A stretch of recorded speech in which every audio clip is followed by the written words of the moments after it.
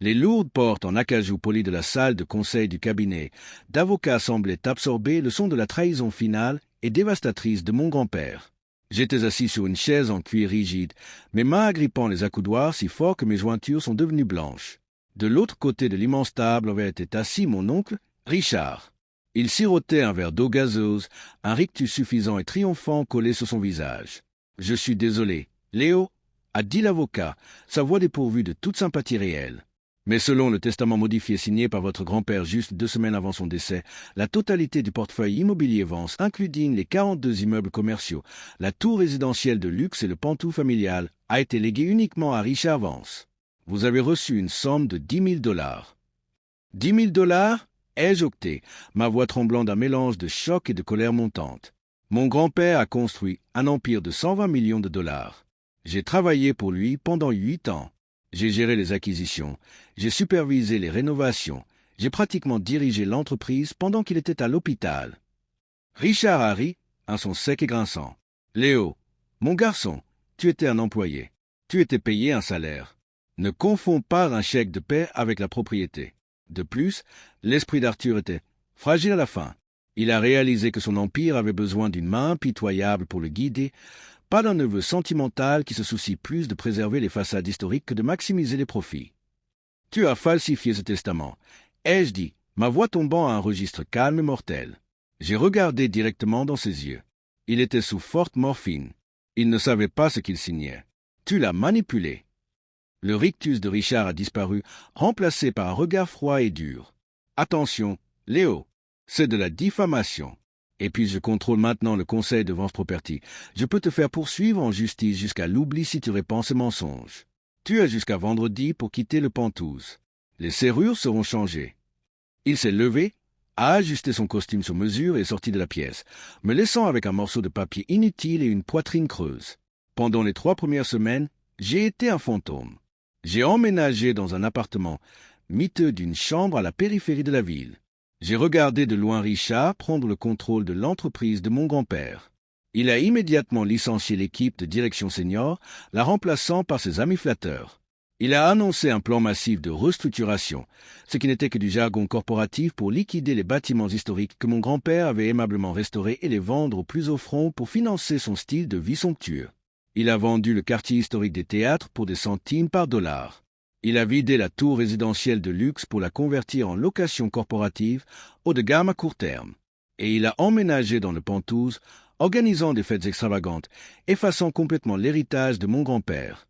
Il pensait avoir gagné. Il pensait que je n'étais qu'un neveu amer et vaincu qui s'effacerait dans l'obscurité. Mais Richard a fait une erreur fatale et catastrophique. Il a supposé que parce qu'il avait le testament, il possédait les actifs libres de toute charge. Il ne comprenait pas l'architecture financière complexe que mon grand-père avait construite sur 40 ans. Et plus important encore, il ne savait pas qu'avant de me lancer dans le développement immobilier, j'avais passé 5 ans en tant qu'analyste d'actifs en détresse commerciale pour une grande banque de Wall Street. Je sais lire un bilan. Je sais où sont enterrés les squelettes dans l'immobilier commercial. Et je savais exactement où chercher ceux de Richard.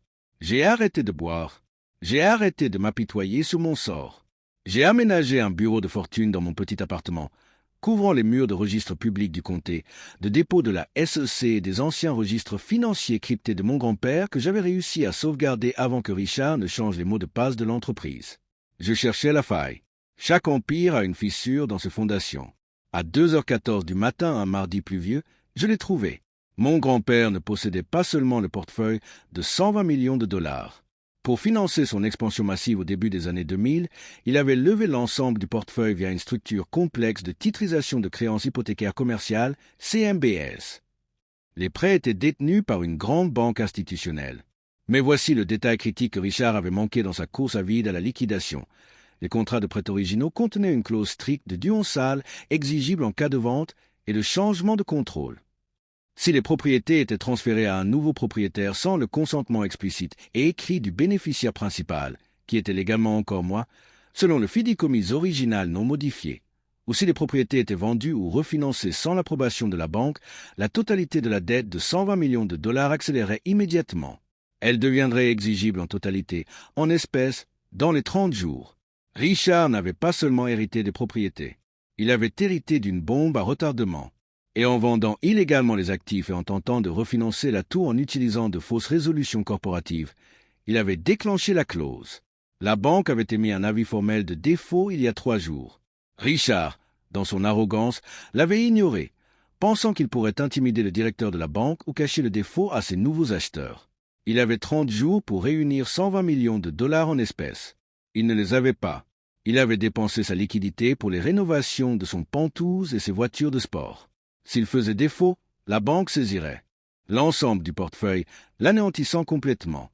Mais la banque ne voulait pas saisir. La saisie est salissante, coûteuse et immobilise le capital. Il voulait vendre la dette. Il commercialisait tranquillement le package de prêts non performants de 120 millions de dollars sur le marché secondaire. Parce que les propriétés étaient dans un limbe juridique en raison des ventes frauduleuses de Richard, la dette était considérée comme toxique. La banque demandait 12 cents par dollar. 14 400 000 dollars pour une dette de 120 millions de dollars. J'ai souri. Le reflet des écrans lumineux dans mon appartement sombre ressemblait à de l'or pur. Je n'avais pas 14,4 millions de dollars. Mais j'avais l'ancien carnet d'adresses de mon grand-père et une réputation d'être le meilleur analyste d'actifs en détresse de la ville.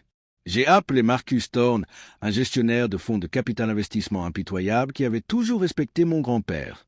J'ai exposé toute la structure du CMBS, la clause d'accélération déclenchée et le défaut imminent de Richard. Je lui ai dit que nous pouvions acheter l'intégralité du package de dette pour 14,4 millions de dollars si nous agissions dans les 48 heures. Marcus n'a pas hésité. Il a viré 13 millions de dollars. J'ai mis mes 1,4 million de dollars restants, mes économies de toute une vie, ma retraite, tout ce qui me restait. Nous avons formé une LLC aveugle, Vance Thorne Holdings, et avons soumis une offre en cash à la division des actifs spéciaux de la banque. Parce que la banque était terrifiée par le gâchis juridique que Richard avait créé, ils ont accepté notre offre sans hésitation. Ils pensaient se débarrasser d'un mal de tête. Ils ne réalisaient pas qu'ils nous remettaient une arme. Du jour au lendemain, j'ai cessé d'être Léo Vance, le neveu déshérité. Je suis devenu le créancier principal du portefeuille immobilier Vance. Je possédais 120 millions de dollars de leur dette.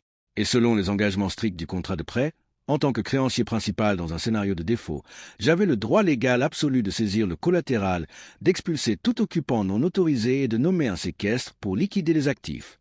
Je n'ai pas agi immédiatement. La patience est l'arme la plus puissante en finance. J'ai attendu 2 semaines. J'ai laissé Richard penser qu'il avait gagné. Je l'ai laissé organiser une fête de lancement massive et opulente pour sa nouvelle ère de Vance Property. Je l'ai laissé donner des interviews arrogantes au journal d'affaires local sur son leadership visionnaire. Je l'ai laissé creuser sa tombe plus profondément. Ensuite, le matin de sa somptueuse fête aux Pantouzes, je suis retourné dans le bâtiment. Je ne portais pas mon vieux sweat à capuche usée. Je portais un costume gris anthracite sur mesure, une chemise blanche impeccable et une cravate en soie. J'ai marché devant les nouveaux gardes de sécurité que Richard avait engagés, devant les flatteurs dans le lobby, et j'ai pris l'ascenseur privé directement jusqu'aux Pantouzes. Les portes de l'ascenseur se sont ouvertes directement dans le grand salon. La fête battait son plein. Le champagne coulait, la musique résonnait, et Richard tenait le centre de la pièce près des fenêtres du sol au plafond, se vantant de sa dernière acquisition. Il m'a repéré de l'autre côté de la pièce. Son sourire a vacillé une fraction de seconde avant qu'il ne récupère son rictus arrogant. Il a tapé son verre de champagne avec une cuillère, faisant taire la pièce. « Mesdames et messieurs » a tonné Richard, sa voix dégoulinant de condescendance. « Il semble que nous ayons un invité non invité. Mon neveu, Léo. Sécurité, veuillez l'escorter dehors. Nous ne voulons aucune perturbation à ma fête. » 2 gardes corpulents ont commencé à marcher vers moi. Je n'ai pas bougé. J'ai juste levé un épais dossier relié en cuir. Je ne suis pas ici pour PE. Perturbez votre fête. Richard, ai-je dit, ma voix calme et portant parfaitement dans le silence soudain de la pièce. Je suis ici pour vous signifier un avis de saisie et un ordre d'expulsion immédiat. Richard a ri, un son fort et grinçant. Tu es délirant, Léo. Tu es un neveu fauché et déshérité avec une rancune. Sortez-le d'ici. Presse CMBS numéro de référence 884 alpha, ai-je répondu, entrant dans la pièce, mes yeux verrouillés sur les siens. 120 millions de dollars de dette commerciale. Vance Thorne Holdings a acheté le package de dettes non performants à la First National Bank lundi. À partir de 9 heures ce matin, la clause d'accélération a été déclenchée en raison de vos ventes d'actifs frauduleuses. Vous êtes en défaut. La couleur a drainé du visage de Richard, si vite qu'il ressemblait à un fantôme. Il a agrippé son verre de champagne, ses jointures devenant blanches. Les invités d'élite dans la pièce ont éclaté en chuchotements paniqués. C'est impossible, a bégayé Richard, sa voix à peine un chuchotement. Tu n'as pas 14 millions de dollars. Tu n'es personne. Je suis un analyste d'actifs en détresse, l'ai-je corrigé, ma voix tombant à un registre autoritaire et glacial. Et j'ai acheté ta dette pour 12 cents par dollar. Tu as volé mon héritage, Richard, mais tu as oublié de vérifier les petites lignes. Tu n'as pas hérité d'une fortune. Tu as hérité d'une dette de 120 millions de dollars que tu ne peux pas payer. Et maintenant, je la possède. Je suis monté vers lui et j'ai remis le dossier au chef de la sécurité, qui me regardait maintenant avec un mélange de peur et de respect. Selon les termes du contrat de prêt, ai-je annoncé à la pièce, Van Storm Holding saisit le collatéral. Avec effet immédiat, ce pantouse est sous mon contrôle. Richard Vance est en infraction de propriété. Expulsez-le. Richard s'est élancé vers moi, son visage devenant d'un violet marbré et laid. Tu ne peux pas faire ça. Je suis le propriétaire. J'ai le testament. Tu as un testament falsifié, ai-je dit, me penchant près de lui pour que seul il puisse entendre. Et j'ai l'autorité légale de la banque. Dans ce monde, l'homme avec le testament pense posséder le bâtiment, mais l'homme qui détient la dette possède l'homme. Et je détiens la dette. Je me suis tourné vers le chef de la sécurité. Si vous ne l'enlevez pas tout de suite, j'appellerai la police et vous ferez tous arrêter pour aide à une infraction de propriété frauduleuse. Vous avez 5 minutes. Le chef de la sécurité n'a pas hésité. Il a attrapé Richard par le bras. « Monsieur Vance, vous devez venir avec nous. » Richard m'a fixé, ses yeux écarquillés d'une réalisation terrifiante et vide.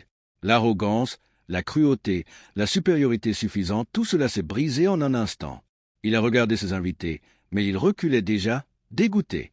Il a regardé sa sécurité, mais il le traînait vers l'ascenseur. « Léo, s'il te plaît » a chuchoté Richard, sa voix se brisant, les derniers restes de sa fierté se dissolvant. « Je n'ai nulle part où aller. Je n'ai rien. S'il te plaît, ne fais pas ça. » « Tu aurais dû penser avant de voler l'héritage de mon grand-père, ai-je dit froidement. Sortez-le de mon bâtiment. Les portes de l'ascenseur se sont fermées, l'emmenant au lobby, où les huissiers locaux, que j'avais déjà convoqués, attendaient pour lui signifier les papiers d'expulsion formelle et une poursuite civile pour le transfert frauduleux d'actifs. Les conséquences ont été rapides et absolues. Sans le pantouse et avec le portefeuille saisi, l'empire de Richard s'est effondré du jour au lendemain. Il a été poursuivi par les acheteurs des propriétés qu'il avait vendues illégalement. Il a été enquêté pour le testament falsifié. Il a perdu sa réputation, sa richesse et sa liberté. Il vit actuellement dans un appartement subventionné par l'État, loin du pantouse qu'il a volé. Quant à moi, j'ai été nommé séquestre unique du portefeuille immobilier Vance. Mon premier acte a été d'annuler les ventes frauduleuses de Richard. Mon deuxième acte a été de restructurer la dette et de rembourser la banque. Mon troisième acte a été de restaurer les bâtiments historiques que mon grand-père aimait. Parfois, les gens pensent que le pouvoir consiste à avoir la voix la plus forte dans la pièce. Ils pensent qu'il s'agit de falsifier les testaments et d'intimider les gens. Mais le vrai pouvoir ne concerne pas la cruauté. Il s'agit de patience, de préparation et de savoir exactement qui détient les cartes. Richard pensait qu'il était intouchable parce qu'il avait le papier. Il a oublié que dans le monde de l'immobilier, l'homme qui contrôle la dette contrôle la propriété. Et je contrôlais la dette. Il a volé mon héritage. J'ai saisi son portefeuille de 120 millions de dollars et l'ai expulsé de son pantouse. C'était assez de justice pour moi.